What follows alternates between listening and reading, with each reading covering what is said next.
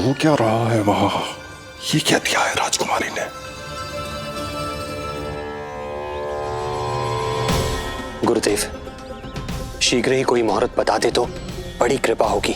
नंद महाराज, अब क्या नामकरण का मुहूर्त भी मुहूर्त निकाल के बताओगे आप? हैं? क्रोधित क्यों हो रही हो यशोदा? बताता हूँ, धैर्य धरो। हाथ मुंह धो लिया, जल पी लिया, विश्राम कर लिया, अब कितनी प्रतीक्षा करवाओगे? हैं? मैं सब समझ रही हूँ, आप जानबूझ के मुझे सताने के लिए ना बता रहे। मैया कितनी भोली है बाबा, आप क्यों सता रहे हो उन्हें? बस बस बस, इतना भावुक होने की आवश्यकता ना है। बता तो, पंडित जी ने बताया है एक बहुत ही शुभ मुहूर्त आने वाले सप्ताह में ये है। और जानते हो जिस शुभ मुहूर्त किस दिन पड़ेगा? जिस दिन हमारा लल्ला पूरे 100 दिन का हो जाएगा। इससे अच्छा मुहूर्त तो हो ही नहीं सकता। धन्यवाद गुरुदेव।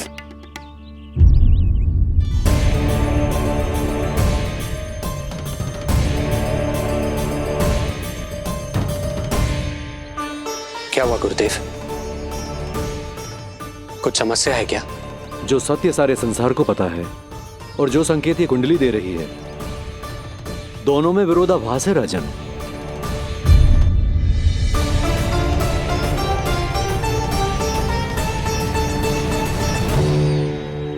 मैंने कहा ना राजन, उसकी चिंता करने की आवश्यकता नहीं है। ये कुंडली मुझसे कह रही है कि आपके भाग्य में केवल पुत्र थे। आपके भाग्य में केवल पुत्र थे, तो पुत्री कैसे हुई? इस कुंडली के अनुसार आपकी दोनों पत्नियों के एक एक पुत्र जीवित हैं।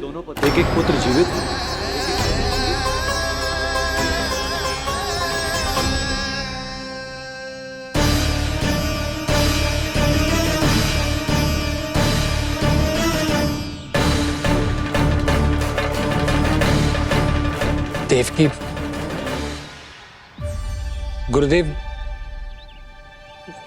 गुरुदेव मैं कुछ कैसे? कहने की आवश्यकता नहीं है राजन, मैं जानता हूं मेरे प्रश्नों के उत्तर कहां मिलेंगे। अरे कौन से प्रश्न और कैसे उत्तर? किस बारे में बात कर रहे हैं? ये लोग जो भी बात कर रहे हैं वो मुझे सुनाई क्यों नहीं थी? सही समय की प्रतीक्षा कीजिए राजन, आपके दोनों कार्य पूर्ण होंगे।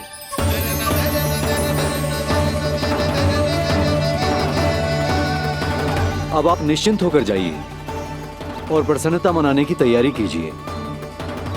आपका बहुत बहुत धन्यवाद गुरुदेव। प्रणाम।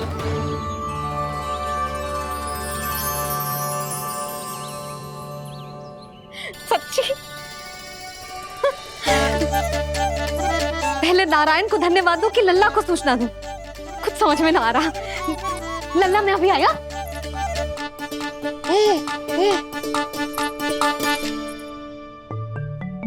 आपका बहुत बहुत धन्यवाद नारायण। अब शीघ्र ही मेरे लल्ला और उसके दाऊ को उनके नाम मिल जाएंगे, वो नाम जिससे वे पूरे संसार में पहचाने जाएंगे। अब लल्ला को बताती हूँ। लल्ला,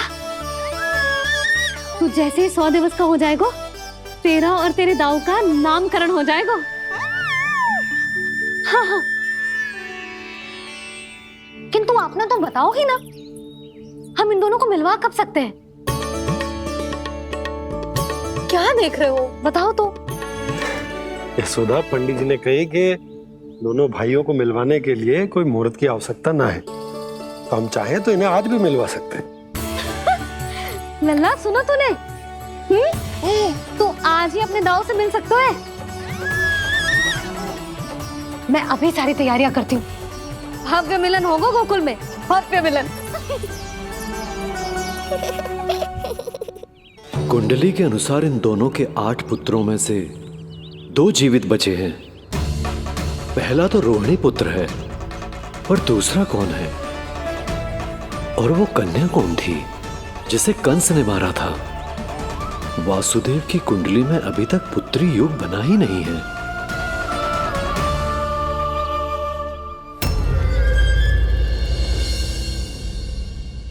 तू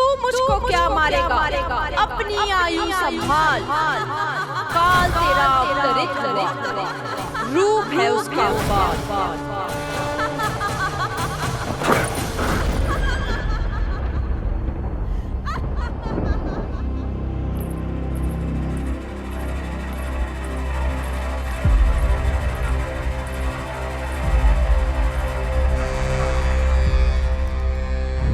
आधी रात को इस तरह से उठकर बैठे हुए हैं आप स्वामी। मैं ये तो नहीं जानती कि किस बुरे स्वप्न ने आपकी नींद छीन ली है, परंतु इतना अवश्य जानती हूं कि जो सूचना ये गुप्तचर लेकर आया है, इसे सुनकर आप रात भर सो नहीं पाएंगे।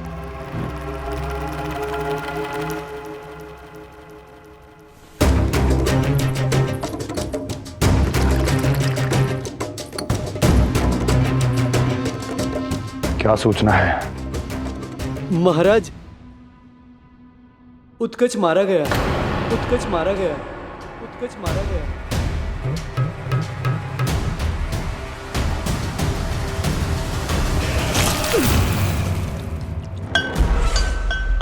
सूद वूद खो गए हो क्या अपनी?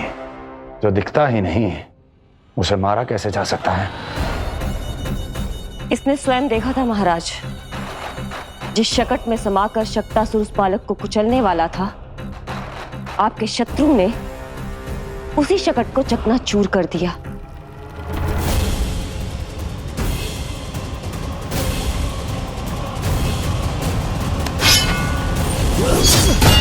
महाराज क्षमा। लगता है आपके सैनिक और तलवार दोनों की धार कुंद पड़ गई है महाराज।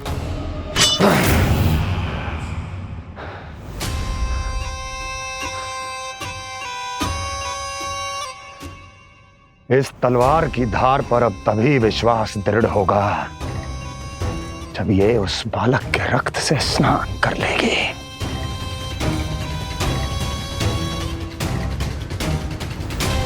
और कैसे?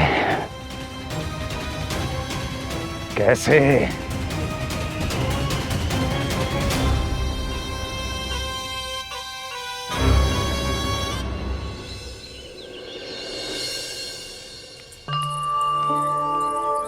कैसी लगी तुझे दाऊ से मिलने की तैयारी?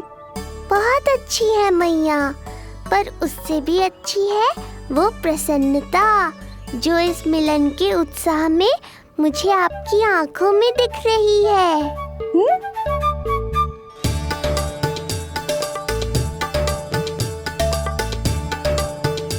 यशोदा, तुमने तो दो भाइयों के मिलन को भी त्योहार बना दिया।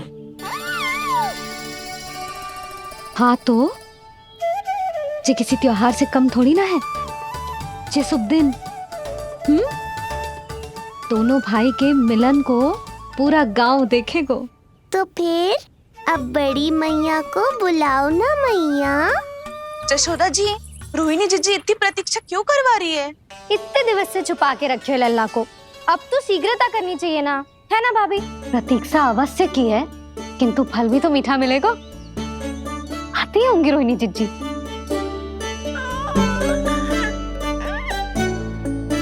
जीजी, कहीं उन्होंने अपना विचार तो ना बदल दियो?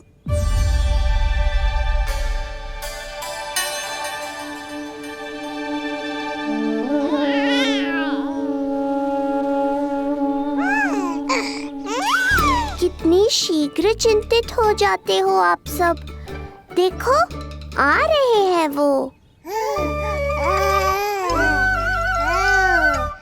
लाल छुपा रखने को विवश थी नियति की सताई, भूल के भय माज प्रभु की जग सम्मुख है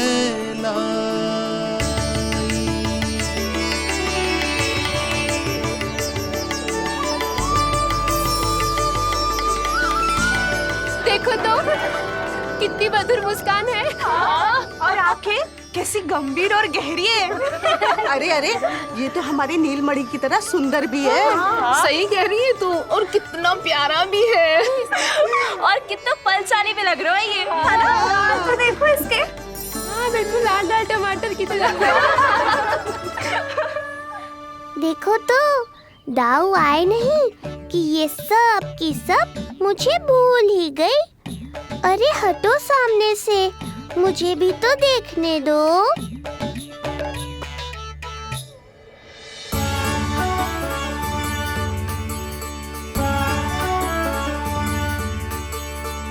मैया सहायता करो ना।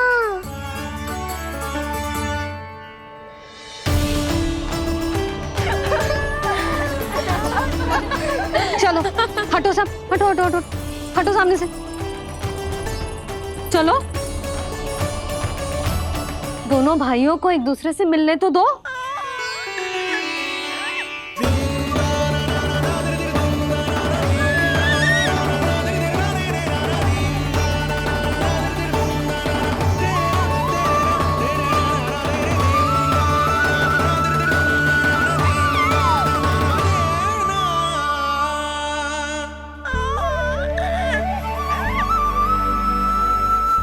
चल लल्ला, चल आजा।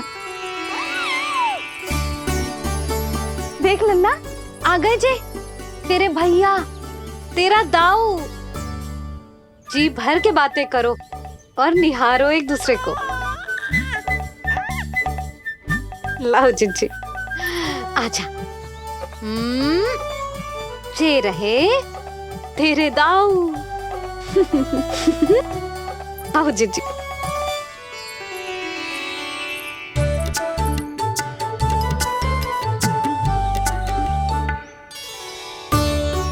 स्वागत है दाऊ। कितनी प्रतीक्षा के बाद अब जाकर आपसे भेंट हुई है।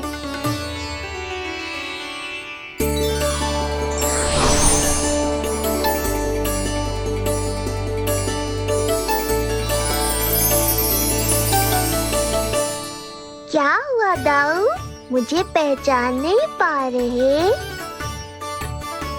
कितनी देर लगाओगे दाऊ? अब तो पहचान लो, छोटा भाई हूँ आपका।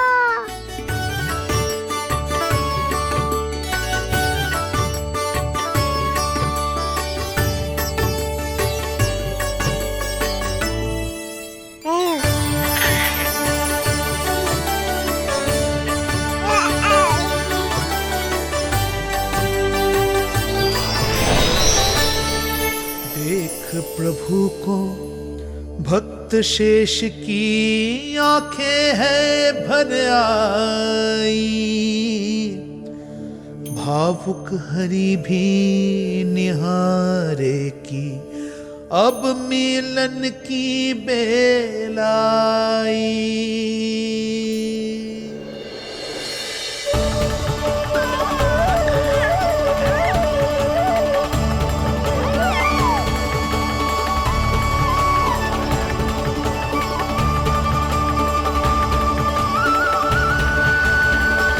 प्रभु, आपके दर्शन पाकर मैं धन्य हो गया। प्रभु नहीं, छोटा भाई पुकारो शेष। ये कैसे संभव है? आप नारायण हैं, मेरे प्रभु। ये जानते हुए भी मैं आपसे बड़ा कैसे बन सकता हूँ? हर दुविधा की तरह इसका भी समाधान है शेष। अब तो हम एक दूसरे से मिल भी चुके हैं। पृथ्वी पर हमारा सूत्र जुड़ चुका है, इसलिए समय के साथ तुम ये भूल जाओगे कि तुम्हारा ये भाई मेरा ही अवतार है। ये क्या कह रहे हैं प्रभु? वही जो आवश्यक है। नहीं तो तुम नीलमणि के बड़े भाई होने का कर्तव्य कैसे निभाओगे? कैसे डांटोगे मुझे? और बड़े होने के नाते मुझ पर अधिकार कैसे दिखाओगे? पर प्रभु, पर किंतु परंतु ये सब भूल जाओ शेष। आज से इसी क्षण से मैं हूं तुम्हारा छोटा भाई और तुम मेरे ताऊ। मैं हूं तुम्हारा छोटा भाई और तुम मेरे ताऊ। नारायण नारायण दाऊ। दोनों इतने सुंदर लग रहे हैं, मेरी तो दृष्टि भी ना हट रही इससे। कहीं मेरी ही दृष्टि ना लग जाएगी।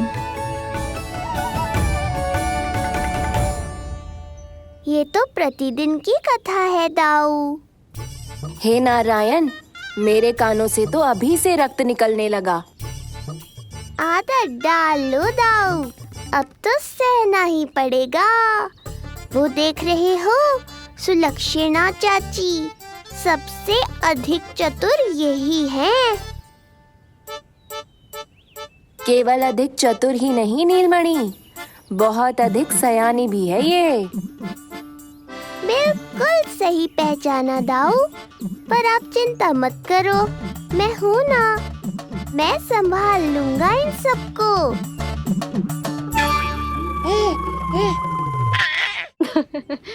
देखो तो जिज्जी, इन दोनों की दृष्टि एक दूसरे से ऐसी चिपक गई है कि अब हटने का नाम ही ना ले रही।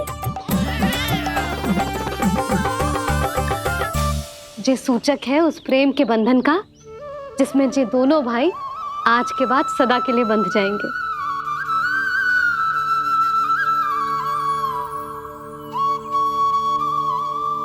मुझसे भूल हो गई यशोदा, मैंने इन दोनों को पहले ही मिलवा देना चाहिए था।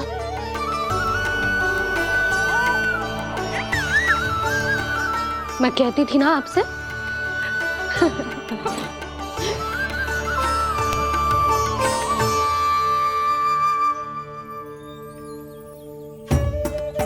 आई मैं।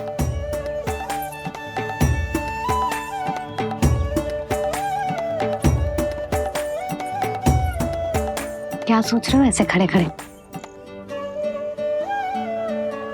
देख रहा हूं दोनों भाइयों का ये मिलन किसी त्योहार से कम थोड़ी ना।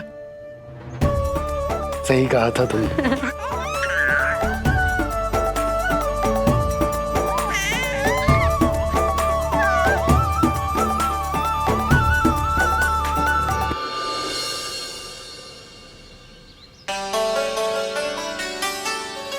सुना ना तूने जो गोपिया क्या कह रही थी कि नीलमणि का दाऊ कितना बलशाली है। इसका तो यही अर्थ हुआ ना कि नीलमणि अपने दाऊ जितना बलशाली ना है। अब समझा मैया कि आज मुझसे इतना व्यायाम क्यों करवाया जा रहा है। पर मुझे पता है मेरा नीलमणि सबसे अधिक बलशाली है। हाँ। उज्जवल ने कही थी ना, नीलमणि ने यूं उड़ा दिया था काले कौवे को मथुरा की ओर। और उज्जवल ने तो ये भी कही थी कि नीलमणि ने अपने पांव से सकट पे प्रहार भी किया था। कैसे किया था प्रहार? ऐसे किया था। लग गई मैया को। कैसे किया था? फिर से बता कैसे किया था?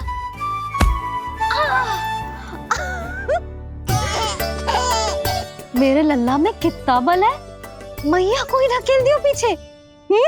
अच्छा ही है कि आप उज्जवल के कहे को गंभीरता से नहीं ले रही, नहीं तो आपका ये रूप मैं कैसे देख पाता मैया।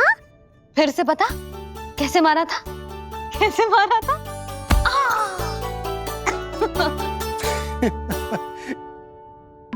लल्ला तू बड़े के जैसे कब से हंसने लगो?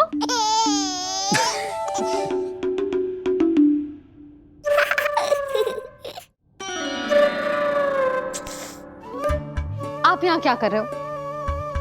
छुप छुप के मैया और लल्ला को खेलते हुए देखने के अतिरिक्त और कोई कार्य ना है आपके पास? कार्य तो है, पर यह अधिकार भी है कि मैं अपनी बड़ी सी पत्नी को अपने छोटे से लल्ला के साथ छोटे बालकों की तरह व्यवहार करते हुए देखूं। हाँ? अब देख लियो ना, अब जाओ अपना कार्य करो। कार्य तो कर लूंगा, परंतु मेरा पेट मुझसे कह रहा है कि इसे भूख लगी।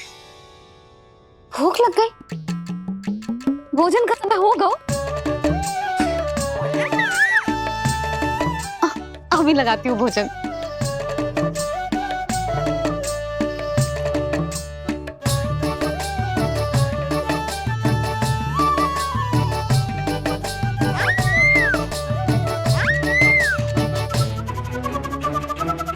क्या हुआ लल्ला, इतना उतावला क्यों हो रहा है तू? तुझे भी भूख लगी आई है क्या? सच्ची में भूख लगी आई है कि मंद मंद मुस्कुरा के मैया को बांधना चाहता है? तनिक रुक जा, तेरे बाबा को भोजन परोस के यूं गई और यूं आई।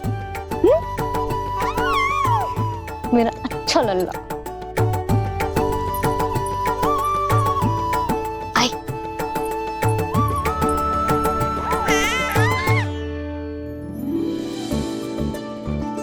आज केवल रोटी है खाने में? ना, दाल है ना, तरकारी भी है, दही है, लड्डू भी है। तो दाल ले आओ। अभी लाई है।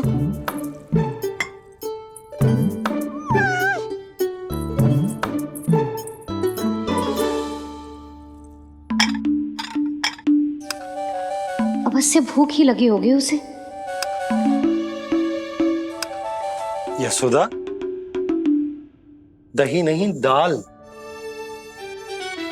क्षमा करना, भूल हो गई।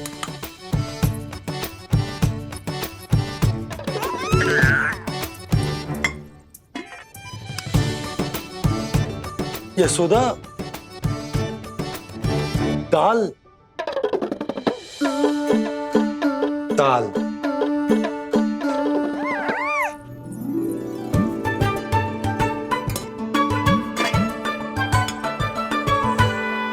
अब ऐसे क्या देख रहे हो? बोला ना भूल हो गई। सब मिला के खा लो, पेट में तो मिलना ही है।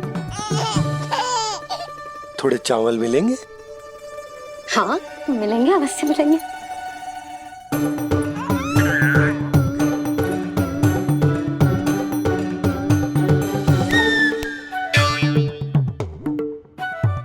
लड्डू नहीं, चावल।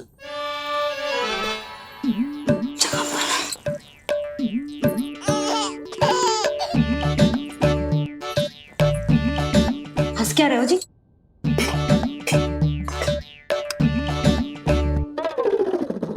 आज व्यायाम भी बहुत कस के करवाओ था मैंने, कहीं अधिक भूख तो ना लगी होगी। सच्ची यशोदा, बिल्कुल ना बदली तू।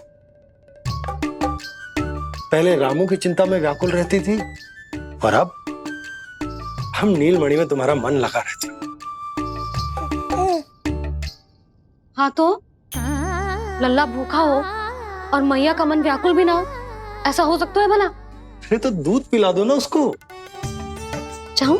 शीघ्र जाओ। किंतु आप तो खा रहे हो ना पतिदेव। वही तो यशोदा, मैं खा रहा हूं, किंतु वो भूखो है। जाओ। ठीक है। यहाँ थी तो लल्ला की भूख के लिए चिंतित थी, अब वहां जाएगी तो पक्का मेरे भोजन के बारे में चिंता करेगी। कहीं आधे ही भूख में ना उठ जाए तेरे बाबा, उन्हें कुछ और चाहिए होगा तो? सही कहा था बाबा ने, वहाँ मेरी चिंता थी, यहाँ बाबा की चिंता है। सच्ची मैया, अनोखी हो आप। अरे इतने से पेट भर गया तेरा? ना, ये वाली मुस्कुराहट तो मत ही दिखा मुझे। इतनी शीघ्र तेरा पेट भर ही ना सकता। मैया जानती है अपने लल्ला की भूख।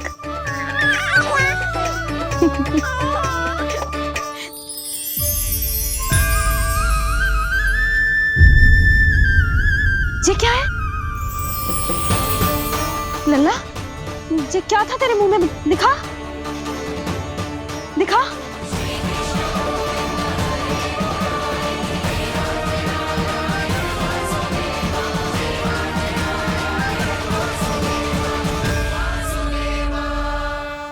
मैया को सब पता है, इतनी जल्दी तेरा पेट भर ही ना सकता।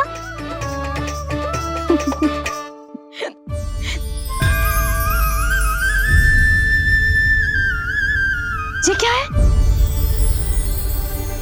लल्ला? ये क्या था तेरे मुंह में? दिखा। ओहो, मैं तो भूल ही गया था। क्योंकि मेरे भीतर ही तो सारी सृष्टि समाई हुई है। मैया ने उसकी झलक देख ली, अब क्या होगा? क्या हुआ यशोदा? सुनो जी, जी हमारे लल्ला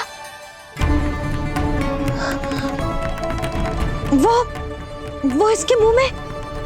क्या? भूल जाओ ना मैया, कुछ नहीं था मेरे मुंह में। लल्ला मुंह खोल के बाबा को दिखा। अरे क्या देख रही है उसके मुंह में? अवश्य ही मेरा दृष्टि भ्रम होगा, किंतु ऐसा भ्रम। अरे बताओ ना यशोदा, या फिर मुहूर्त शीघ्र ना बताने की बात का प्रतिशोध ले रही हो तुम? ना ना, ऐसी बात ना है। तो फिर बताओ ना क्या बात है? हा? मैंने लल्ला के मुंह में कुछ देखो। क्या देखो? अब फंस गया मैं।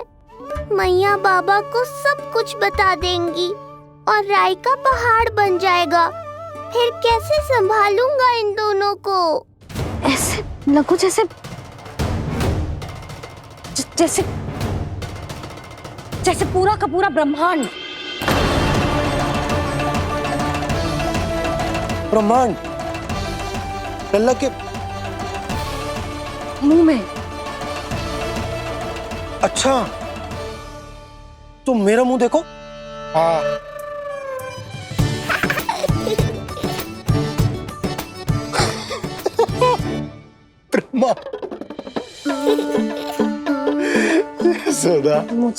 मुझे पता था आप मेरा उपहास उड़ाओगे। अरे नहीं, तुम देखो तो सही।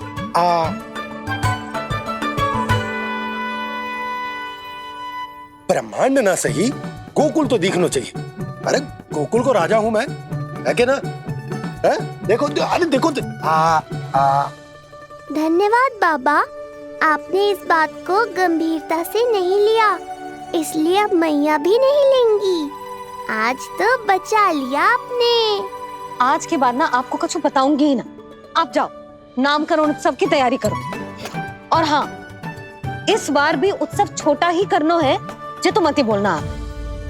हाँ। अब इसे कैसे समझाऊं कि हम कोई भी उत्सव बड़ा ना कर सकते? व्यर्थ ही कंस की दृष्टि पड़ जाएगी हम पर।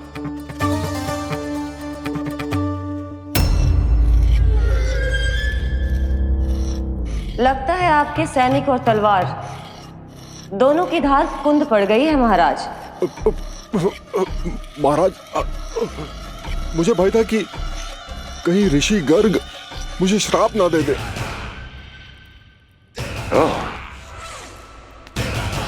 तो श्राप से भयभीत हो गए दुर्जन,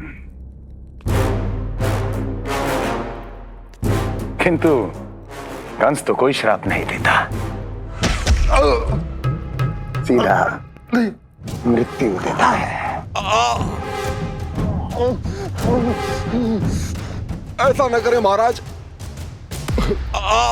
दया करे, दया निदान। यदि मैं उनकी इच्छा के विरुद्ध भीतर जाने की कोशिश करता तो जितनी सूचना मुझे मिली है उतनी भी नहीं ला पाता। तब आपको कैसे पता चलता महाराज कि आपकी बहन और बहनोई मात्र अपनी वृद्ध संतानों के श्राद्ध के लिए बाहर नहीं गए थे?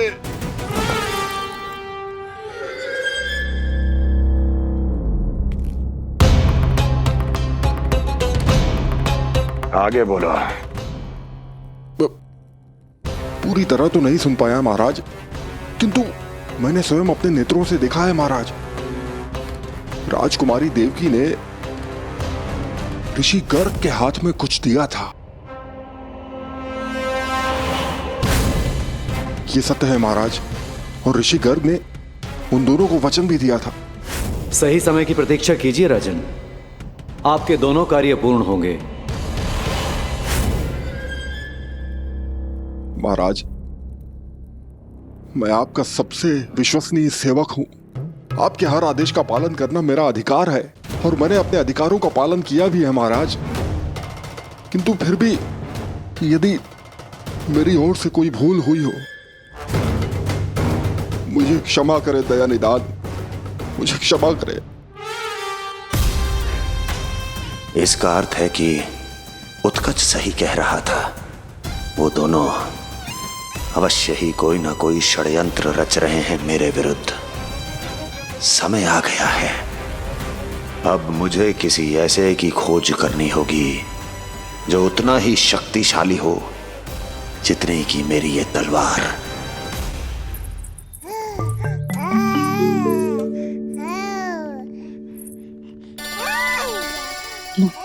अभी से पुकारने लगो जी, अभी तो आई हूँ रसोई में।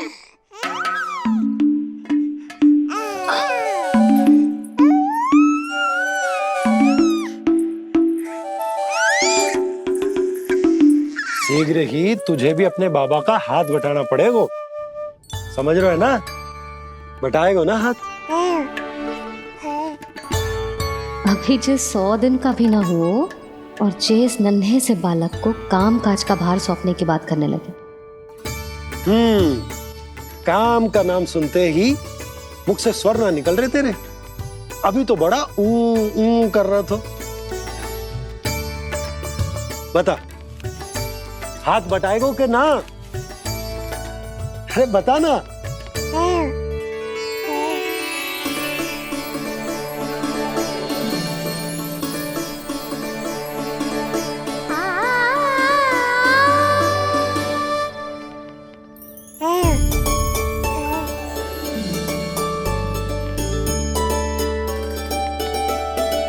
कल तू पूरा 100 दिन को हो जाएगा लल्ला।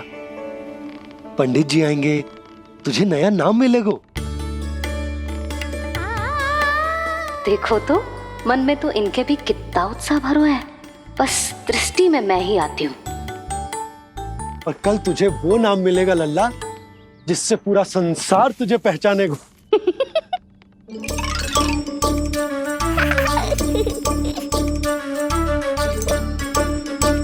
अब लल्ला कितना कार्य शेष है और तूने मुझे बातों में लगा लियो। मुझे क्यों फंसा रहे हो बाबा? छुपाने की कोई आवश्यकता ना है। जितनी उत्साहित मैं हूँ उतने ही उत्साहित आप भी हो इसके नामकरण को लेके, पता है मुझे। लल्ला के नामकरण पे उसके बाबा उत्साहित ना होंगे? बिल्कुल होंगे, इसीलिए तो कह रही हूँ अपना उत्साह बांटो अपने लल्ला के साथ। मैं अभी आई। अच्छा, ऐसे तो तुम लल्ला को छोड़ के कहीं ना जाती। अभी कहाँ चली? रोहिणी जिज्जी के पास, और कहाँ। लल्ला और उसके दाऊ के नामकरण की तैयारी करनी है कि ना। कितने लोगों को आमंत्रित करना है, कितने प्रकार की मिठाइयां बनानी है, ढोल वाले को कितने बजे का समय देना है, ये सब सुनिश्चित करना है ना, ताकि ये उत्सव गोकुल का सबसे बड़ा उत्सव हो। अरे सूची देनी है जिज्जी को।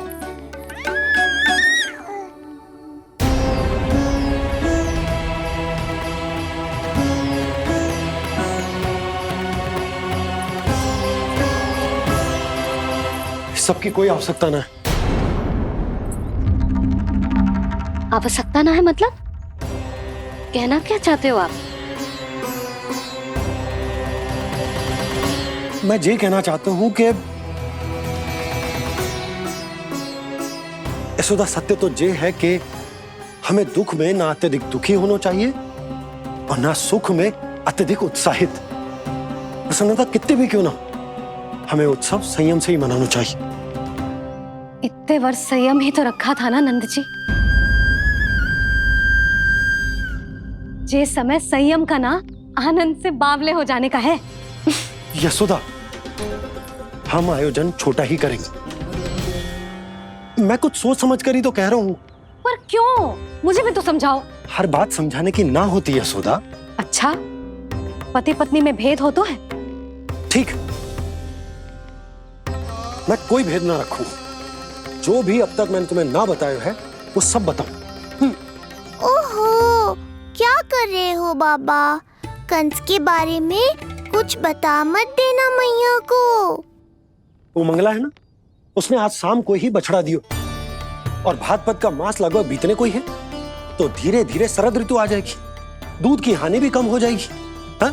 और वो सरजू है ना, उसको बैद जी ने पूरे पखवाड़े का विश्राम के लिए कहा है।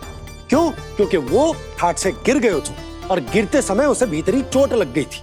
अरे बस बस बस, ये सब मुझे क्यों बता रहे हो?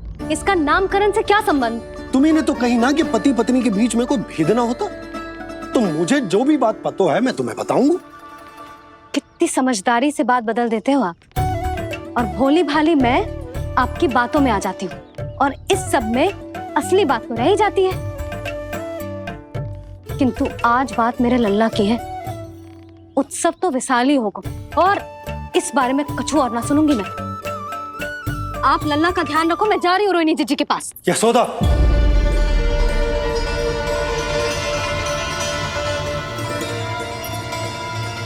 बात केवल सुनने की ना होती, उसे समझना भी पड़ता है।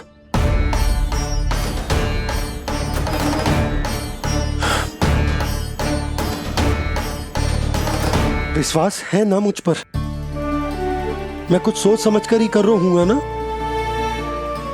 उत्सव तो छोटा ही होगा।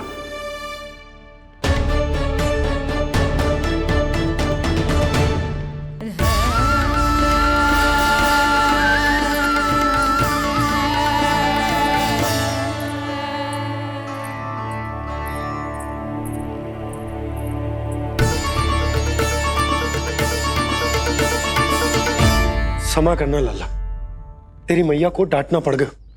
आपको मेरी सुरक्षा की चिंता है बाबा, समझता हूँ मैं, इसलिए आपने ये निर्णय लिया है। समझ में नहीं आता, कब कौन सा निर्णय क्यों लेते हैं आप?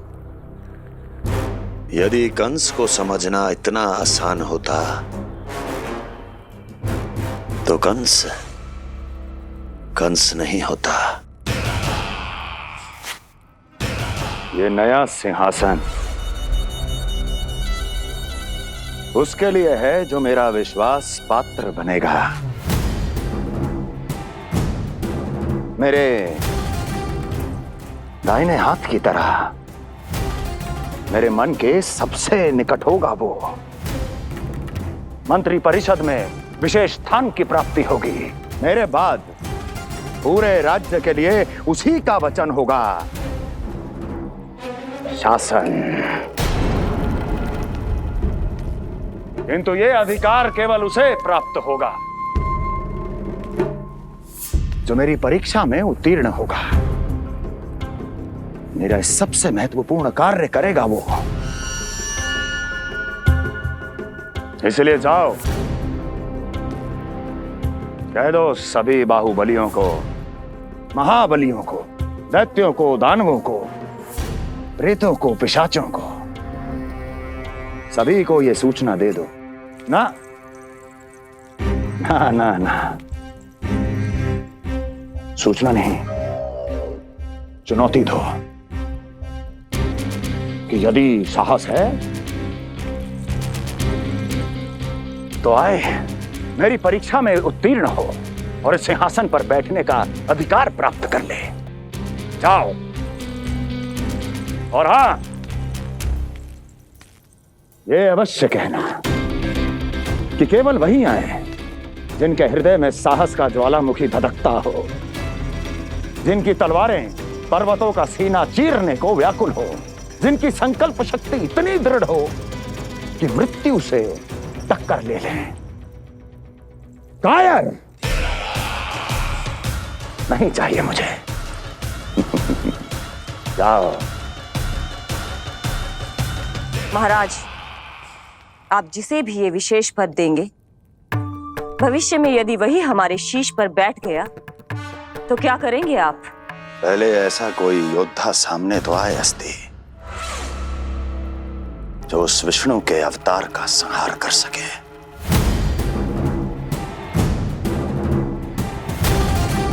और जहां तक प्रश्न है हमारे शीश पर बैठने का, तो स्मरण रखो अस्ति, कंस को अच्छी तरह आता है ऐसे दुस्साहसियों को बीच दरबार में खड़ा करके अपनी उंगलियों के संकेत पर नृत्य करवाना। ता दीर्घ ता। और अपना कार्य सिद्ध होने के बाद उनके तन से उनके शीश को उतारना कंस को भली भांति आता है।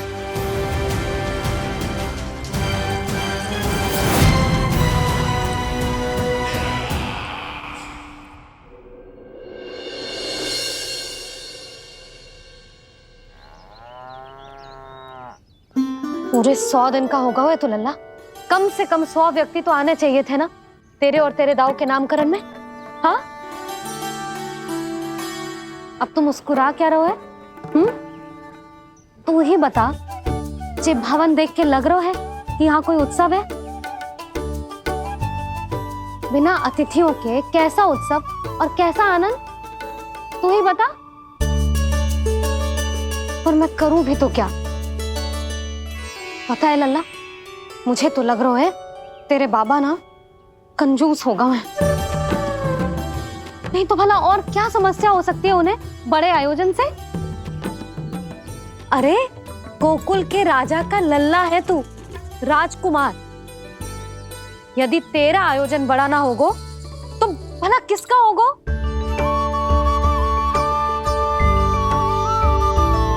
मेरी भूल है, मैं भोली हूं, इसीलिए व्यर्थ में तेरे बाबा की बातों में आ गई। मैं भोली हूं ना, व्यर्थ में उनका कहा मान गई। किंतु अब ना मैं कोई मांग रखूंगी, ना मैं उनसे बात करूंगी।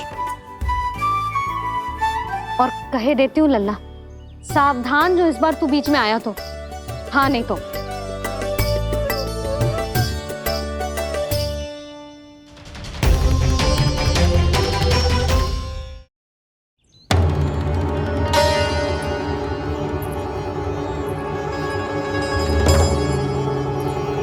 क्या होगा? हाँ, सब ठीक तो है ना? आप इतनी चिंता में क्यों हो जी? कोई बुरी सूचना तो ना मिली? अब जे मत ही कहना कि जे भी मुझसे छुपाना पड़ेगा। जो भी है मुझे बताओ। पंडित सदानंद जी महाराज वो नामकरण के लिए ना आ सके। उनकी बिटिया के पांव भारी, उसे लिवाने वो समधियाने गए। ये तो शुभ समाचार है।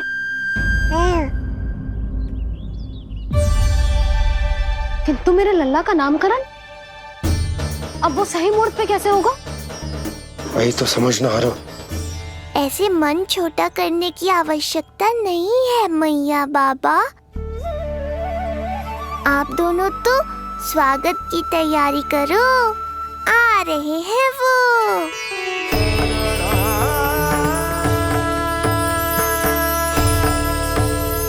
लो, आ गए वो जिनकी मुझे प्रतीक्षा थी।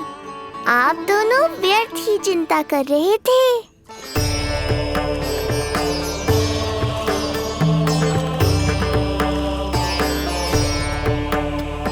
अब कौन करेगा मेरे लल्ला का नामकरण?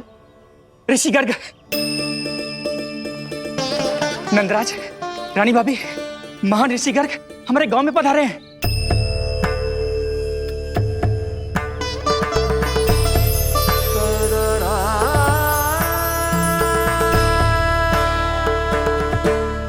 ऋषि गर्ग गोकुल में? हाँ नंदराज, और कह रहे थे उन्हें यादव राज वासुदेव जी ने भेजो है रानी जी के पास।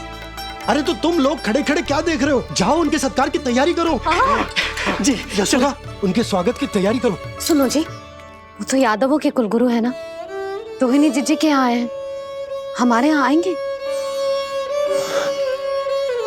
आप देखती जाओ मैया, वो सीधे हमारे घर ही आएंगे।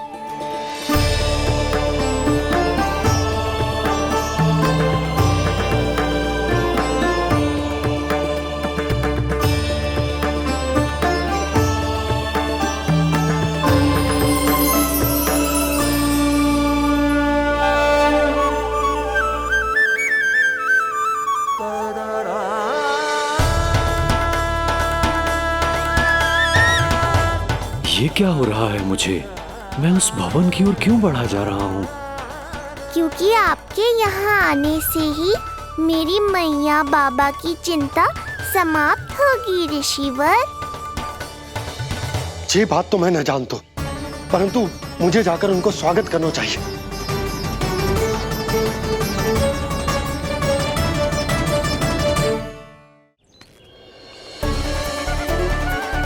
गुरुदेव, कल्याण हो। भगवान श्री नारायण के महान भक्त आज हमारे गांव में पधारे। हमारा जीवन सफल है गयो आज। वो भवन आपका है नंदराज? आपके शुभ चरण पड़ेंगे तो हमारा जय भवन पवित्र हो जाएगा। इतने बड़ी ऋषि अगर हमारे घर पधारेंगे तो हमारे तो भाग्य ही संवर जाएंगे। मैया आपके दर्शन को तरस रही है ऋषिवर। संकोच मत कीजिए, अब आ भी जाइए। पधारिए गुरुदेव। न जाने क्यों मेरे पांव अपने आप ही आपकी भवन की तरफ जाने को व्याकुल है नंदराज। पधारिए गुरुदेव, आइए।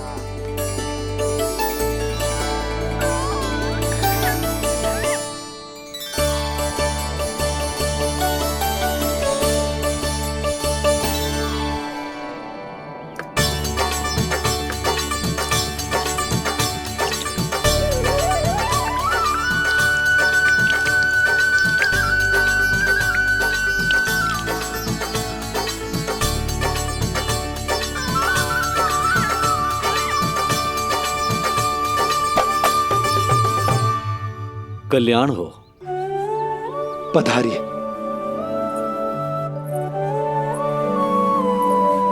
आया तो था मैं रानी रोहिणी के भवन में, पर पता नहीं कैसे यहाँ खींचा चला आया। विराजिए गुरुदेव। महाराज, आप इसे भी रोहिणी जिज्जी का ही घर समझिए। मैं अब भी बुलाकर लाती हूँ। महाराज, ये हमारा सौभाग्य है कि आपने यहाँ आना स्वीकार किया। कहिए, क्या सेवा करूं मैं आपकी? मुझे आपके भाई वासुदेव ने भेजा है नंदराज।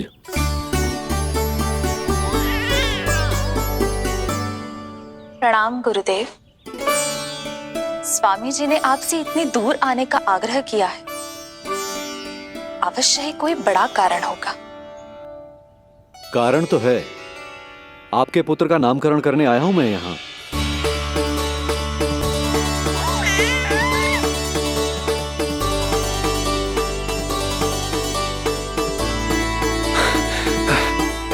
ऋषिवर, तब तो आप अत्यंत ही शुभ दिन पधारे। आज का ही मुहूर्त निकलो है भाभी के लल्ला और हमारे लल्ला के नामकरण के लिए। हम तो पंडित जी गांव से बाहर हैं, इसीलिए आप। अब तो आप यहाँ आ गए हो, आप हमारे भी लल्ला का नामकरण कर दो ना। पुत्री, ये क्या कह रही हो तुम?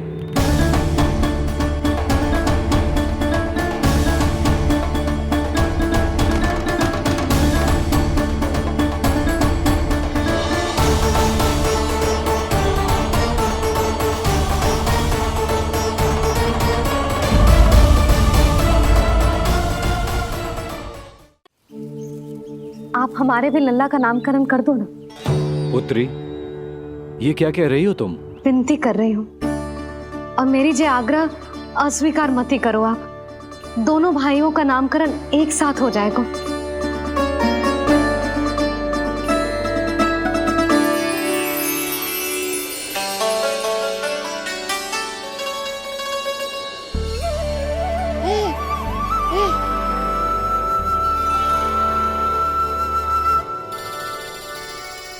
कितने प्यारे और निर्दोष बालक हैं।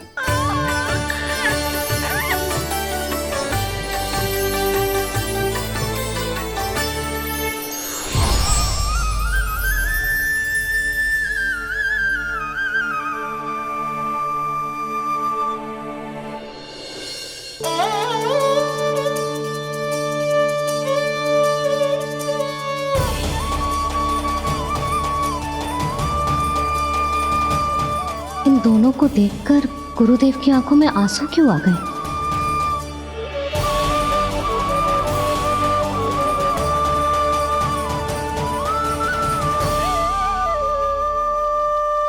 ये क्या कर रहे हैं ऋषिवर? संभालिए अपने आप को। नहीं तो मेरा रहस्य खुल जाएगा आज। अरे ऋषिवर, हाथ मत जोड़िए। इससे पहले कि गड़बड़ हो जाए, अपनी नमस्कार मुद्रा को आशीर्वाद मुद्रा में बदल दीजिए। बात को समझिए। मैंने ये अवतार मैया और लल्ला के अद्भुत संबंध का अनुभव करने के लिए लिया है, पर आपकी भावुकता के कारण यदि मैया को मेरा सत्य पता चल गया तो ये संबंध ही बदल जाएगा।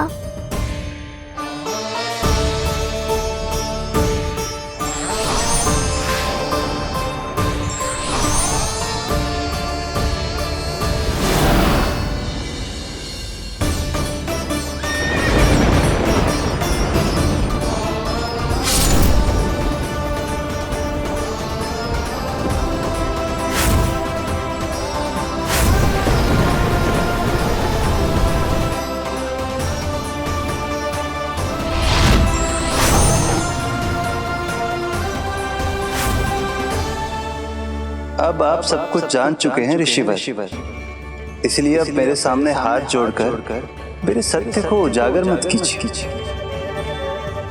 अपने शिष्य वसुदेव के पुत्र के रूप में मुझे आशीर्वाद दीजिए।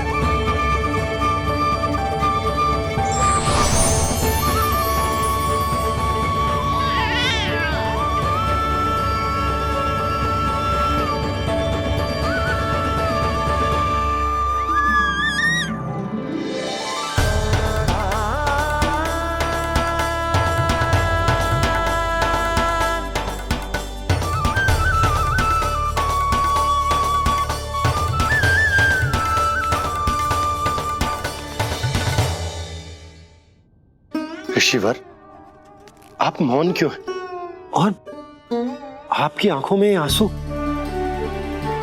सब कुछ ठीक है ना? अब तो आप हमारे लल्ला का नामकरण करोगे ना?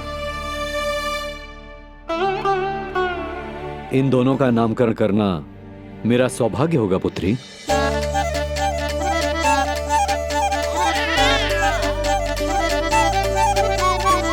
परंतु ये गोपनीय रूप से करना होगा।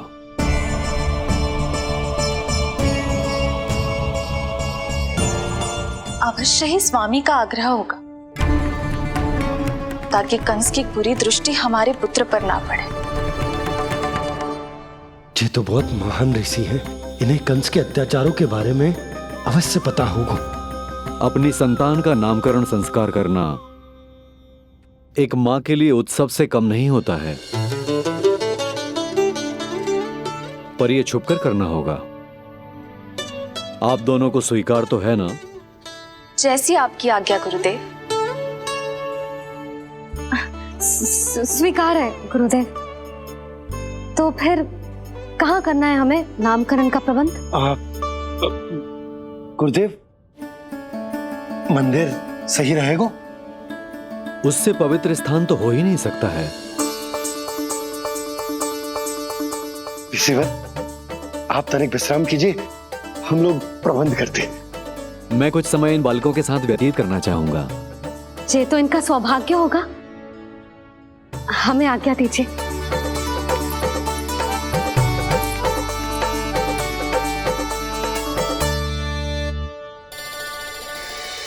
प्रभु, स्वयं भगवान होकर भी आपको बंदी गृह में जन्म लेना पड़ा। अब अपनी मां को छोड़कर दूसरी मां के यहां पलना पड़ रहा है। जब से गोकुल आए हैं छुप छुप कर रहना पड़ रहा है। इतनी नन्ही सी अवस्था में दुष्ट कंस के कितने ही आक्रमणों का सामना कर चुके हैं आप। और जिस उत्सव में सभी सप्तऋषियों और सभी देवी देवताओं को साक्षी बनकर आना चाहिए, उस नामकरण उत्सव को यहां एकांत में करना पड़ रहा है। क्यों प्रभु, इतने कष्टों को सहकर ये अवतार क्यों लिया है आपने? दुष्टों का नाश करने के लिए, धर्म की स्थापना करने के लिए, और सबसे अधिक मैया की ममता का अनुभव करने के लिए। पर इसके लिए इतने कष्ट? मानव जीवन लिया है तो कष्ट तो उठाने ही पड़ेंगे ऋषिवर। मानव जीवन की आंच जला रही है, फिर भी आप मुस्कुरा रहे हैं प्रभु। ये कैसा अनोखा अवतार है।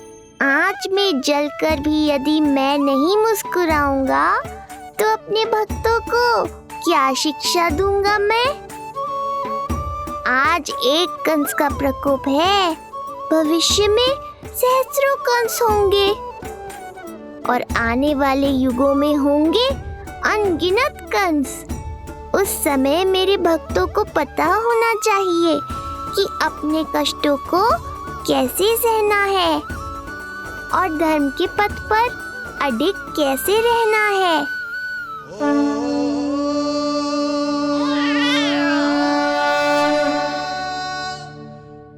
आप धन्य हैं प्रभु। देखा अस्ति, जब सिंह दहाड़ता है तो वन के सभी जीव जंतु इकट्ठे हो ही जाते हैं। वो सब जो मेरा विश्वास पात्र होने का अधिकार और ये सिंहासन पाना चाहते हैं, सामने आए। बुद्धि के बिना बल अपंग होता है महाराज, और मेरे पास बुद्धि और बल दोनों हैं। आप केवल आदेश दीजिए किसका संहार करना है।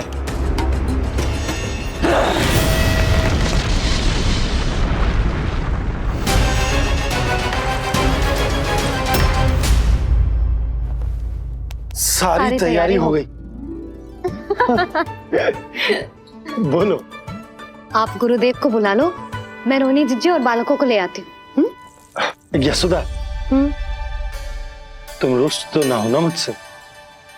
मैं भला रुष्ट क्यों होने लगी? नहीं, तुम जो उत्सव बड़े धूमधाम से करना चाहती थी और बहुत प्रसन्न हूँ मैं कि हमारे लल्ला का नामकरण स्वयं ऋषि गर्ग पूरे विधि विधान से कर रहे हैं। मैं समझ गई, उत्सव बड़ा हो या ना हो, प्रसन्नता बड़ी होनी चाहिए। अरे मैं तो इतनी उत्साहित हूँ कि दोनों भाइयों का नामकरण आज के शुभ मुहूर्त पे हो रहा है।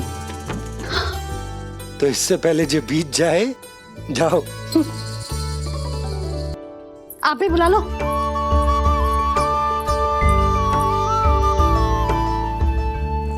यहाँ सब के सब एक से बढ़कर एक है, तो फिर अपने कार्य के लिए किसका चुनाव सबसे पहले करूं? मेरा सामर्थ्य तो आपने अभी तक देखा ही नहीं महाराज। चुटकी बजाकर शत्रुओं का विनाश कर सकता हूं मैं।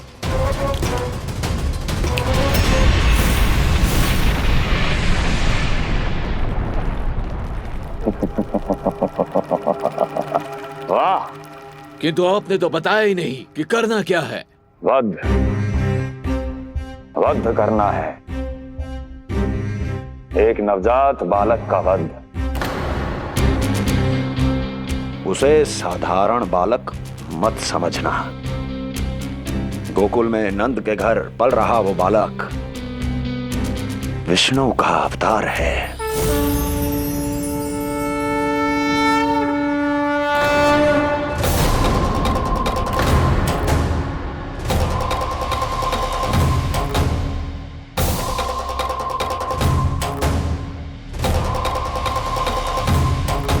क्या हुआ? इतना सन्नाटा क्यों छा गया? क्षमा कीजिए महाराज, पर मैं नन्हे बालकों के साथ हिंसा नहीं करता। विष्णु अवतार बड़ा छलिया है महाराज, मैं उसका मुख भी नहीं देखना चाहता।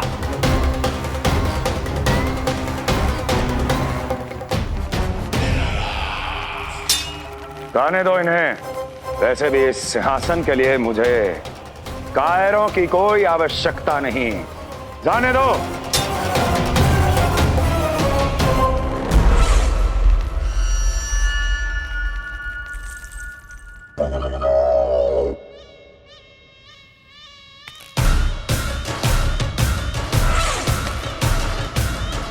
दुर्जय, क्या कहा था मैंने कहा था केवल वही आए जिनके हृदय में साहस का ज्वालामुखी धधकता हो, जिनकी तलवारें पर्वतों का सीना चीरने के लिए व्याकुल हो, जिनकी संकल्प शक्ति इतनी दृढ़ हो कि वो मृत्यु से टक्कर ले जाए। वही होगा इस सिंहासन का असली अधिकारी। महाराज,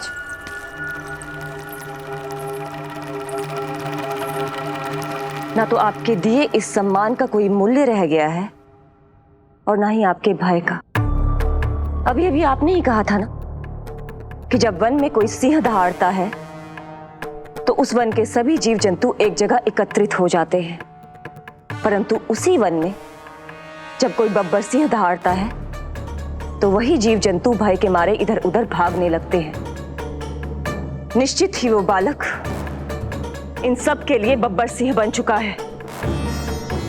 उसका भय हमारे साम्राज्य की नींव हिला रहा है महाराज।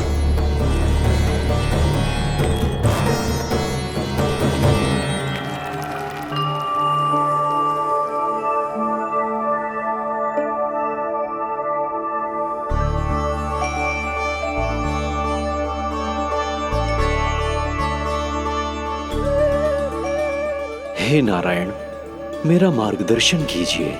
हे मां सरस्वती, मुझे आशीर्वाद दीजिए ताकि मैं दोनों बालकों के लिए सर्वोत्तम नामों का चुनाव कर पाऊं।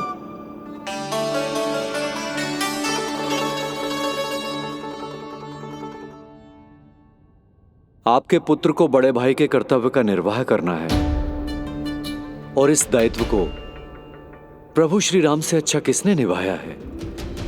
जैसा अटूट संबंध उनका अपने भाइयों के साथ था, मैं श्री नारायण से प्रार्थना करता हूं कि वैसा ही प्रेमपूर्ण संबंध इसका भी अपने छोटे भाई के साथ हो।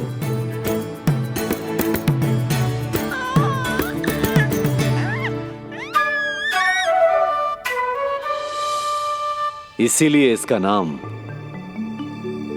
राम हो, इसीलिए इसका नाम राम, इसीलिए इसका नाम राम।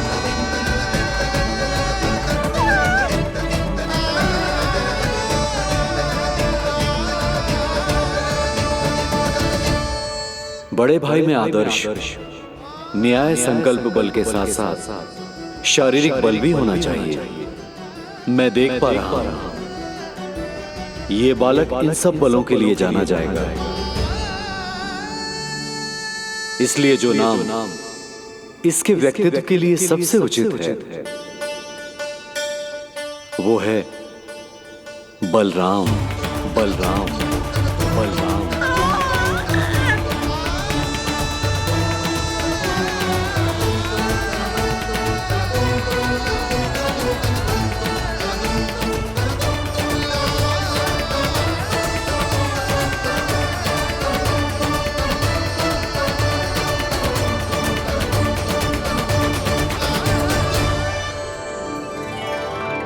बलराम।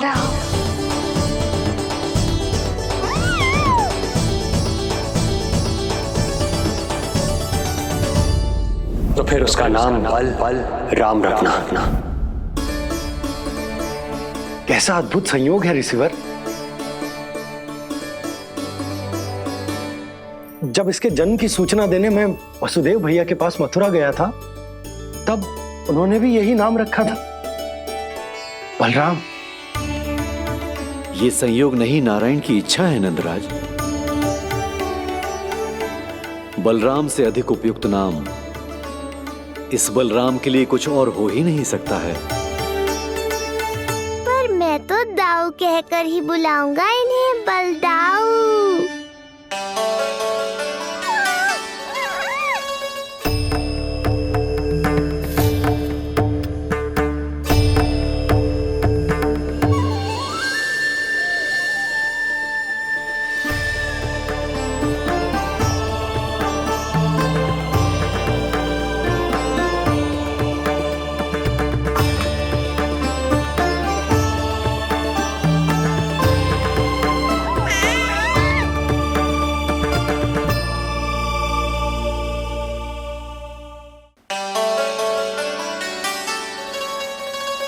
सुना पुत्र, आज से तुम्हारा नाम होगा बलराम। बलराम बलराम।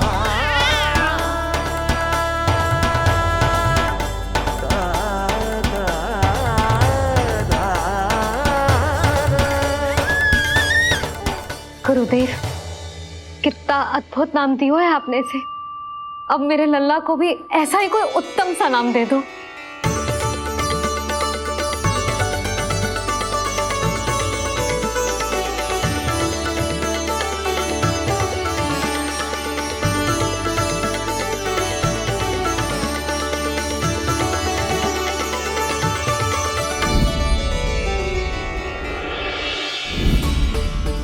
ये कठिन दायित्व आपने ही मुझे सौंपा है प्रभु, इसे निभाने की क्षमता भी आप ही दीजिए।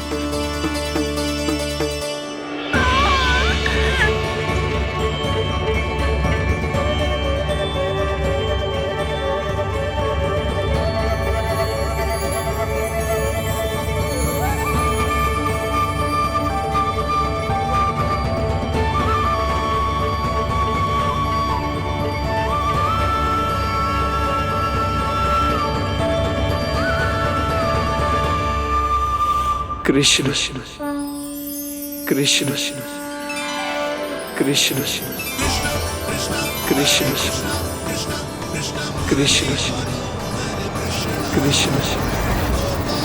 कृष्ण कृष्ण।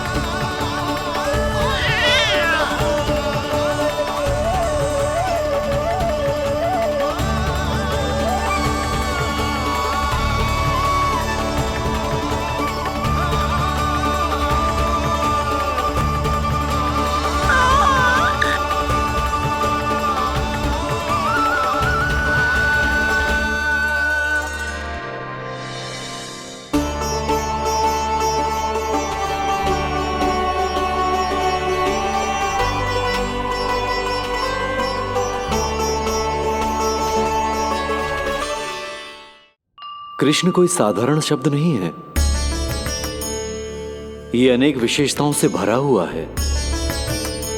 क बना है कमलकांत से, अर्थात वो जो श्रीपति विष्णु जैसा हो।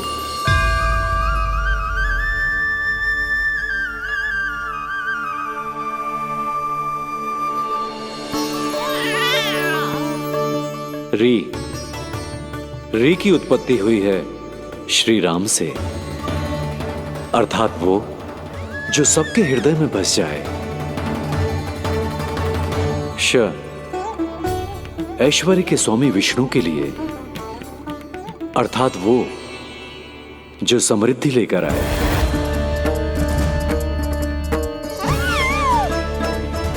और ना है नरसिंह के लिए, अर्थात वो जो रक्षा करे।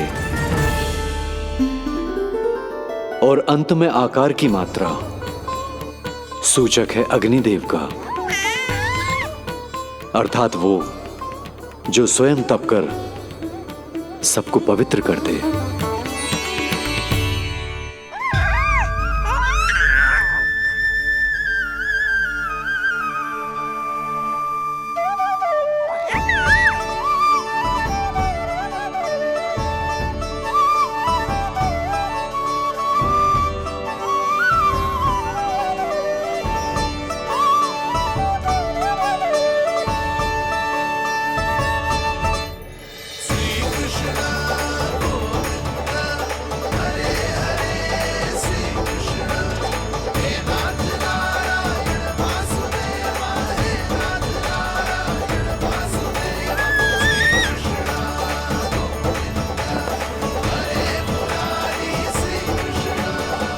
आज से तुम्हें सारा संसार जिस नाम से पहचानेगा वो नाम है कृष्ण। वो नाम है कृष्ण। वो नाम है कृष्ण। वो नाम है कृष्ण। कृष्ण कृष्ण कृष्ण कृष्ण कृष्ण कृष्ण कृष्ण कृष्ण कृष्ण कृष्ण कृष्ण कृष्ण कृष्ण।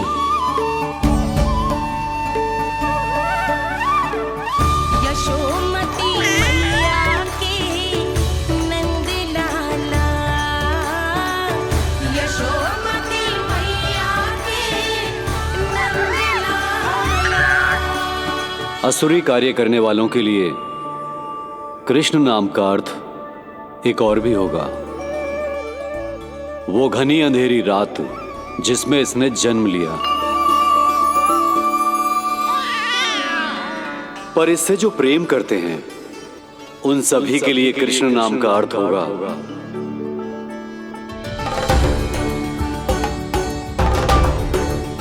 अतुलनीय सुंदरता और अथाह प्रेम।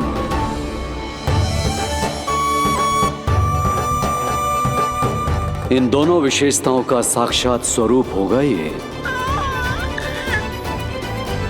कृष्ण।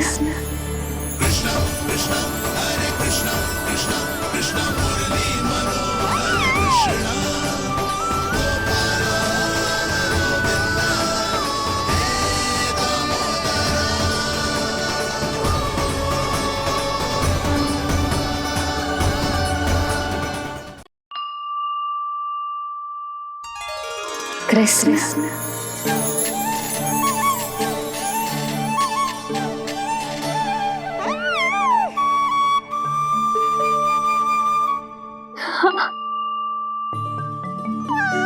और जो मानवता के शत्रु हैं उनके जीवन में ये नाम अशांति, असुरक्षा, भय उत्पन्न करेगा, पर सात्विक प्रवृत्ति के व्यक्तियों के लिए ये नाम शांति, संतोष और सुख का सूचक होगा।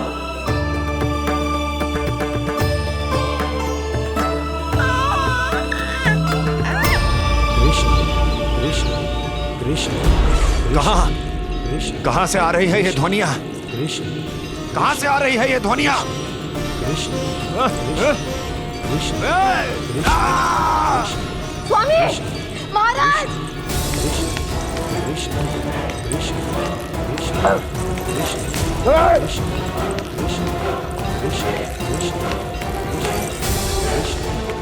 कैसी ध्वनि महाराज?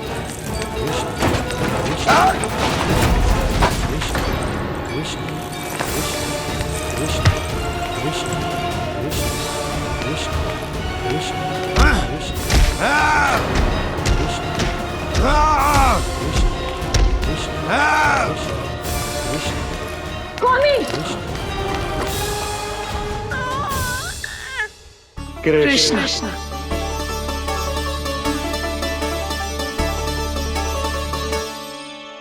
कृष्ण जे नाम अनंत काल तक स्मरण किया जाता रहेगा, जय तेरी मैया का आशीर्वाद। संसार मुझे कृष्ण बुलाए या नीलमणि कहकर पुकारे, मैं रहूंगा तो बस यशोमती मैया का नंद लाला। यशोमती मैया के नंद लाला, यशोमती मैया के नंद लाला।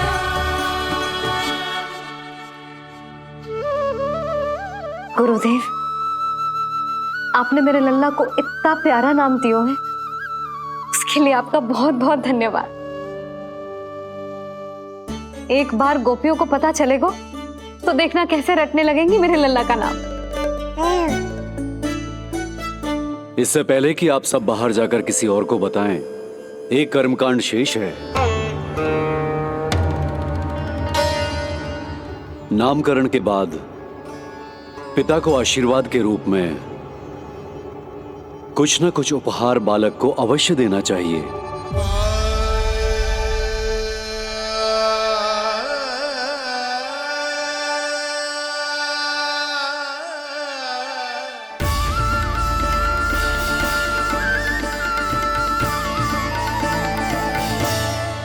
उन्हें क्या दूं?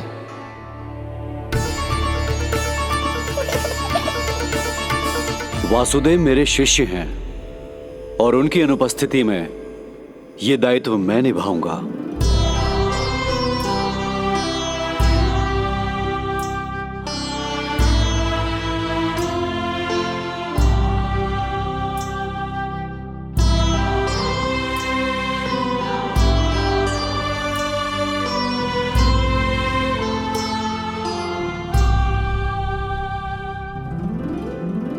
इसे अपने पिता की ओर से स्वीकार करो पुत्र।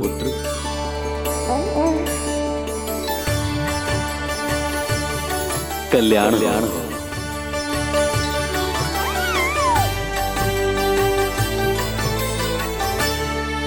क्या दूं मैं इसे?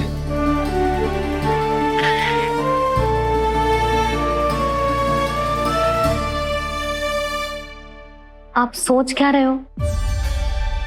आशीर्वाद दो ना अपने कृष्ण को। अच्छा, सोच रहा हूं कि लल्ला को क्या दूं?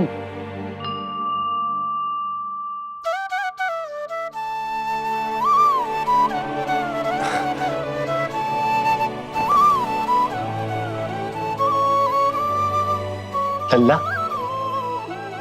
तू स्वयं ही बता दे, तुझे क्या चाहिए?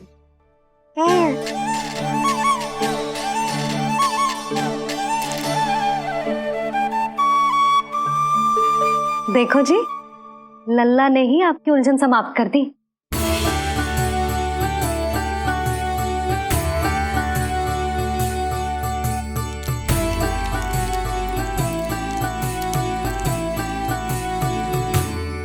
मेरा आशीर्वाद कि तेरा जे नाम कृष्ण तेरी प्रजा के लिए बहुत हितकारी हो। गुरुवर, आप भी इसे आशीर्वाद दें। जिनके आशीर्वाद से ये पूरा संसार संचालित होता है, उन्हें मैं क्या आशीर्वाद दूं?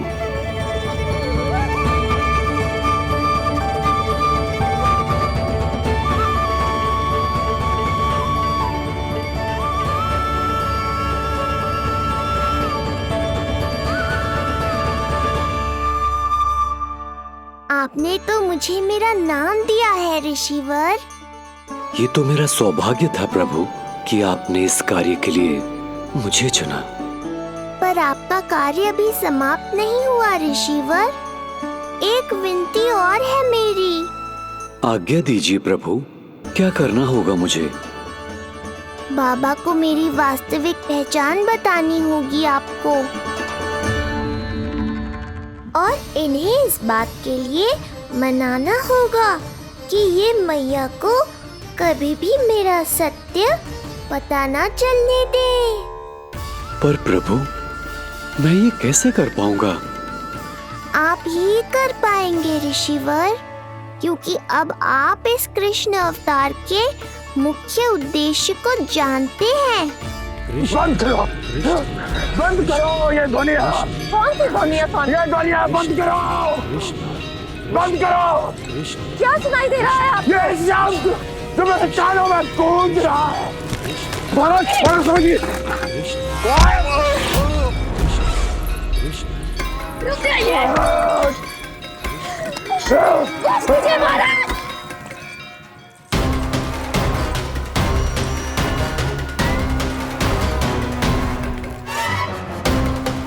आप भूल रहे हैं कि आप मथुरा नरेश है, कंस है आप।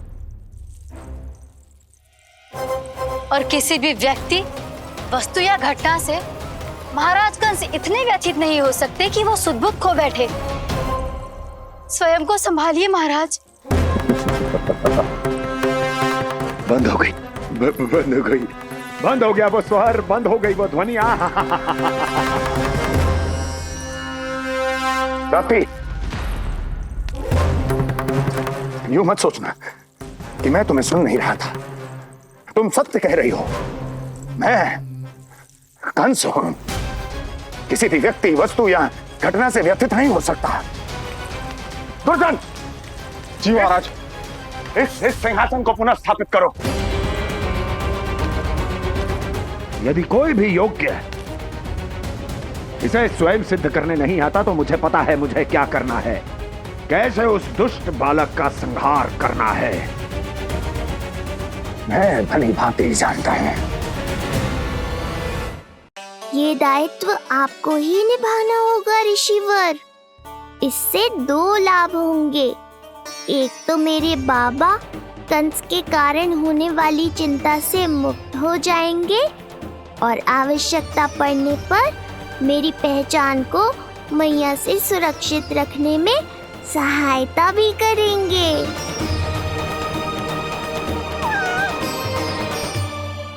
नंदराज, अब बलराम और कृष्ण दोनों को भूख लग गई होगी।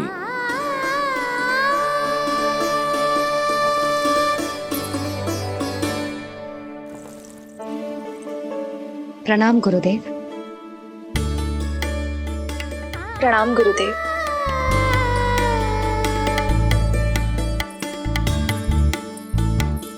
गुरुदेव, अब आप भी विश्राम कर लीजिए। नहीं नंदराज, मुझे शीघ्र ही मथुरा पहुंचना है। राजा वासुदेव और रानी देवकी मेरी प्रतीक्षा कर रहे होंगे। पर इससे पहले कि मैं जाऊं, मुझे आपको कुछ बताना है।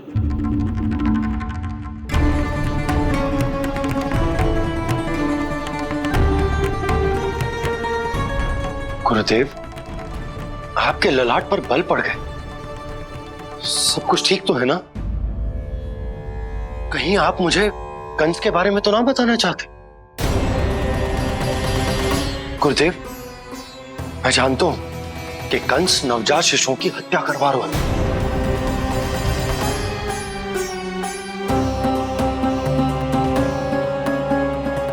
कंस नहीं, कृष्ण के बारे में कुछ कहना है मुझे।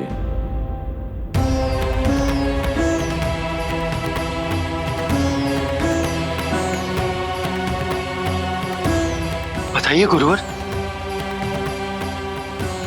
मैं एक ऐसा सत्य बताने जा रहा हूं नंदराज, जो है तो वरदान, पर उसे स्वीकारना आपके लिए बहुत कठिन होगा। गुरुदेव, आप जो कह रहे हैं वो मैं समझ ना पा रहा हूं।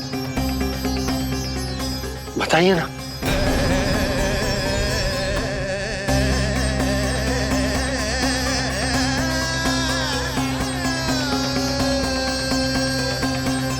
बताइए ना गुरुवर।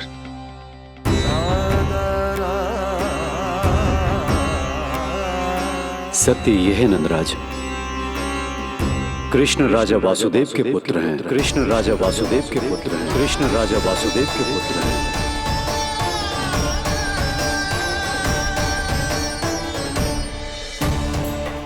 और वो कोई साधारण बालक नहीं है,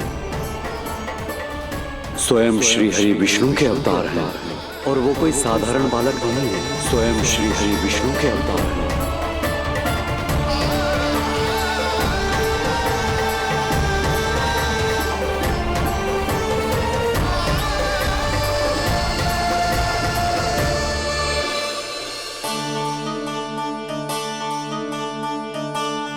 जो विचित्र लग रहा है। कौन हो तुम? मैं हूं श्री विष्णु का अवतार। कैसे संभव है गुरुदेव? वो तो नन्हा सा बालक।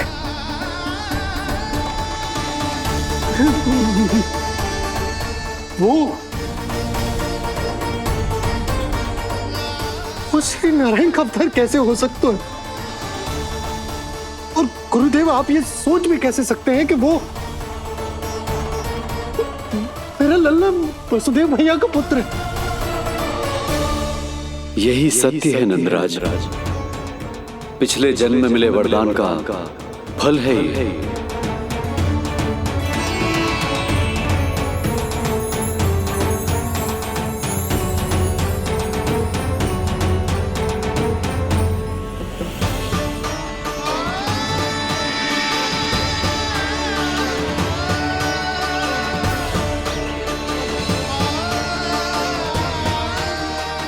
मैं आपकी संतान के रूप में अवश्य आऊंगा, किंतु उसके लिए आपको मेरे अगले अवतार के बाद एक और अवतार की प्रतीक्षा करनी होगी, क्योंकि अगले जन्म के लिए मैं पहले ही ये वरदान माता देवकी को दे चुका हूं। इस समय मैं विवश हूं, किंतु मैं आपको वचन देता हूं, आपकी संतान बनकर अवश्य आऊंगा, अवश्य आऊंगा। प्रभु,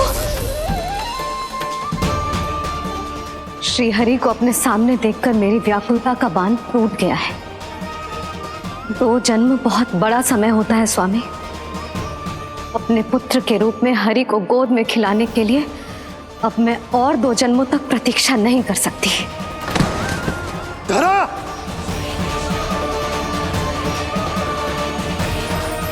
माता देवकी को मैं पहले ही वचन दे चुका हूं, इसलिए विधि के विधान के अनुसार मुझे उन्हीं का पुत्र बनकर जन्म लेना होगा।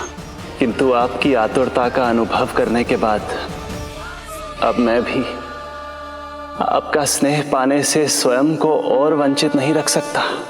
ये जो भी हो रहा है प्रभु की ही लीला है।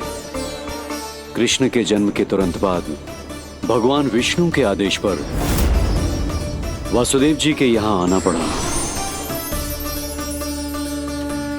और आपकी और रानी यशोदा की पुत्री को अपने पुत्र के साथ बदलना पड़ा और इस तरह कृष्ण आपके और रानी यशोदा के पुत्र बन गए।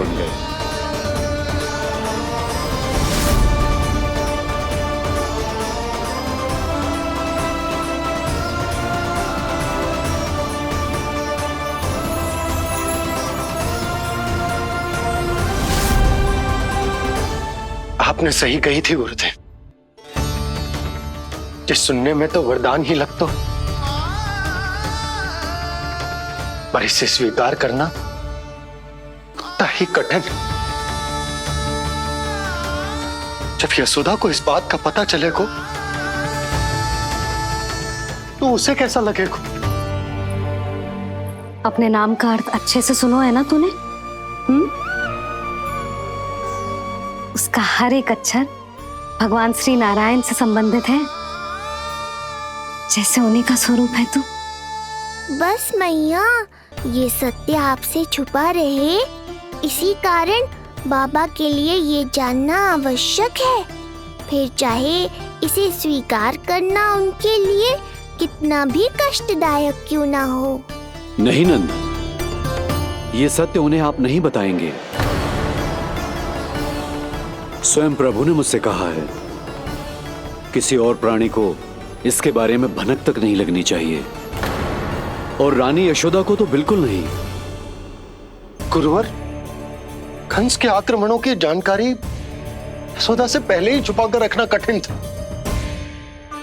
अब इतना बड़ा सत्य मैं यशोदा से कैसे छुपाऊंगा? आपको छुपाना ही होगा नंदराज, यही प्रभु की इच्छा है।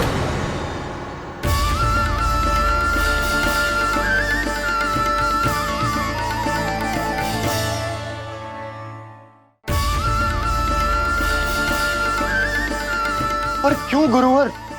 ताकि नारायण अपनी मैया की ममता का अनुभव कर पाए। यही तो उनके अवतार का मुख्य उद्देश्य है। मुख्य उद्देश्य? हाँ नंदराज, नर नारायण के अवतार में अपनी तपस्या करते समय प्रभु ने जो अनुभव किया था, उसके कारण ममता के सुख का अनुभव करने के लिए प्रभु व्याकुल हो उठे थे। ऐसा क्या हुआ था, मुझे भी बताइए। हो सकता है ये बात इस सत्य को स्वीकार करने में मेरी सहायता करे। बहुत समय पहले की बात है। अनेक देवी देवता परम प्रभु विष्णु के पास बैकुंठ गए थे। वहां प्रभु की आंखों में आंसू देखकर वो सभी स्तब्ध रह गए।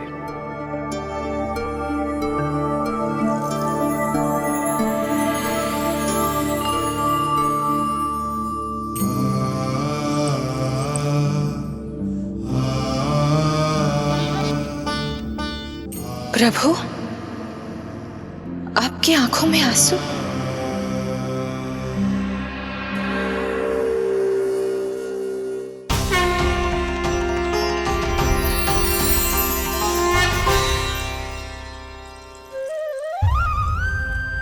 चिंता मत कीजिए।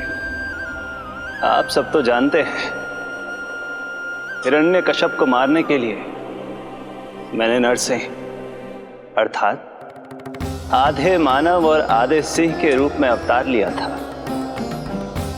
उस राक्षस का वध करने के बाद नर और सिंह दोनों भागों ने अलग अलग होकर नर और नारायण के रूप में पुनः जन्म लिया। वर्तमान में वो दोनों बद्रिकाश्रम में तपस्या कर रहे हैं।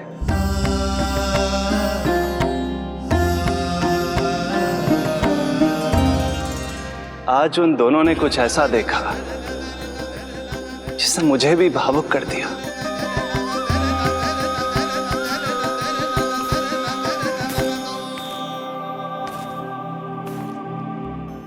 सखा, ये युवक कौन है? निकट के एक गांव के धनी व्यापारी का पुत्र है ये। प्रत्येक संध्या वन के उस पार ये अपनी प्रेयसी से मिलने जाता है और फिर रात्रि भर उस नर्तकी के साथ सहवास करने के बाद सुबह अपने निवास को लौट आता है। यदि यही इसका नित्य क्रम है तो फिर आज ये इतने तनाव में क्यों है?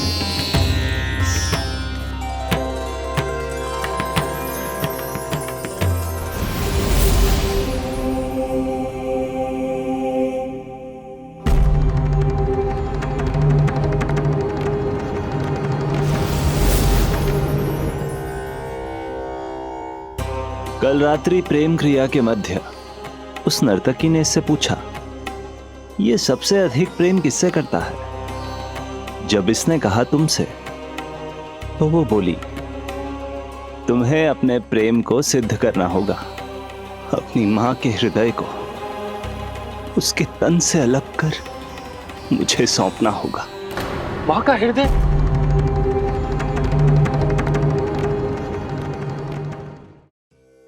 फिर क्या हुआ प्रभु?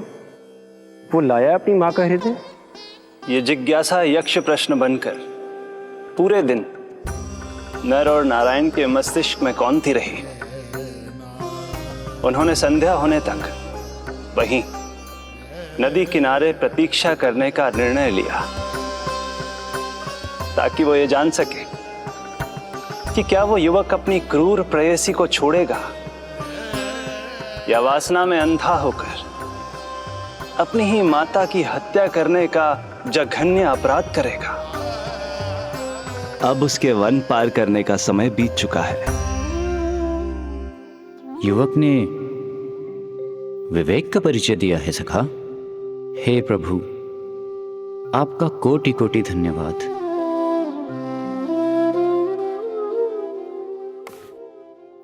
सखा,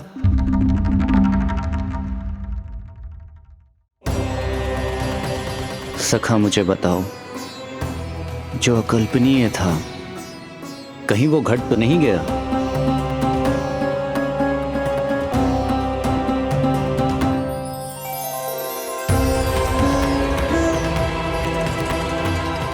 जब इस युवक की मां को इसकी प्रेयसी की क्रूर मांग के बारे में पता चला तो जो उसने किया वो इस समस्त संसार में केवल एक मां ही कर सकती है।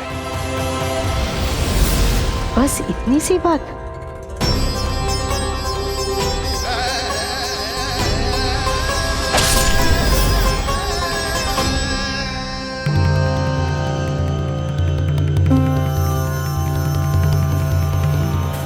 संभाल के मेरे बेटे, कहीं चोट ना लग जाए तुझे। संभाल के मेरे बेटे, कहीं चोट ना लग जाए तुझे।